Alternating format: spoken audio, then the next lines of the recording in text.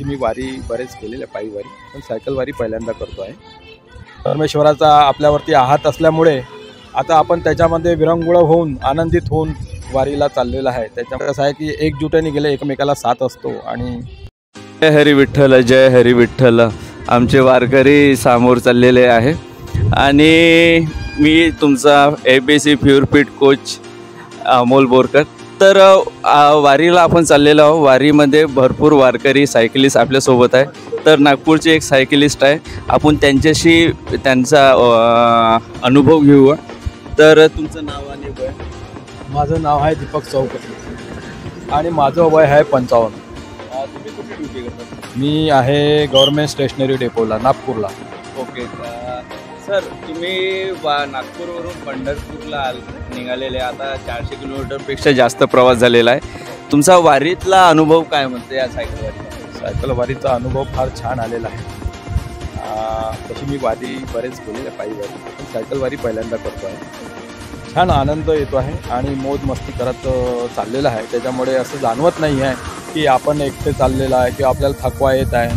4 लोक कुठेतरी बसून एक वेगळा आनंद येतो आहे। वारी म्हटलं की शेवटी कसं आहे, परमेश्वराचा आपल्यावरती आहात असल्यामुळे आता आपण त्याच्यामध्ये विरंगुळ होऊन आनंदित होऊन वारीला चाललेला आहे। त्याच्यामुळे एकदम प्रफुल्लित आणि आनंदित वाटतं। असं केव्हा केव्हा जातो आणि विठुरायाचं दर्शन घेतो असं झालेलं आहे। ओके, तर दीपक सर, या वारीला जाणं किंवा कोणत्याही प्रकारची ॲक्टिव्हिटी करायची तर एकटं करणं बरं की एक ग्रुप किंवा टीमसोबत जाणं हे चांगलं?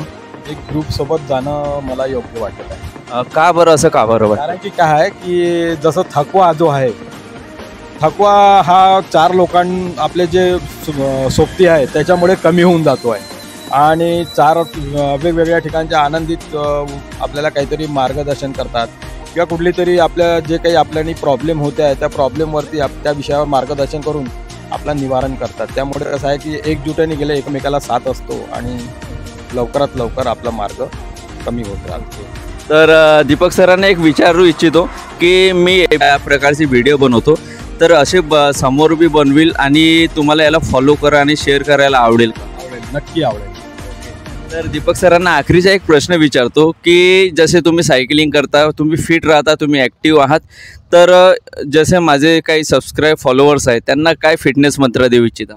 मी त्यांना हेच मंत्र देणं योग्य वाटेल मला की आपल्या स्वतःच्या आरोग्याकरता किंवा फिटनेस करता आपण कुठलं तरी सायकलिंग किंवा आणखी कुठलं जो ज्या क्षेत्रामध्ये जी आवड असेल त्या आवडीप्रमाणे त्यांनी व्यायाम करावं आणि पर्यावरण प्रदूषण मुक्त असं कुठलं तरी व्यायाम किंवा कुठलं तरी असे काम करायला हवं।